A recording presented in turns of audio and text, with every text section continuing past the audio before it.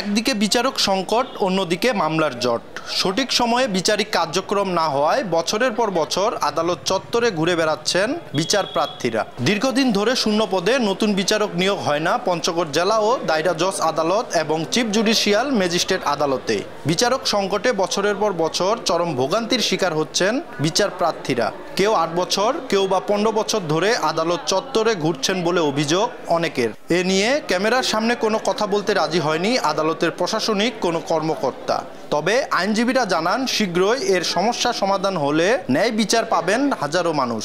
যদি বিচারকদের সংখ্যা এই যে 4টা খালি আছে, এই 4টা যদি পূরণ হয় তাহলে বিচার কার্য আরও ত্বরান্বিত হবে।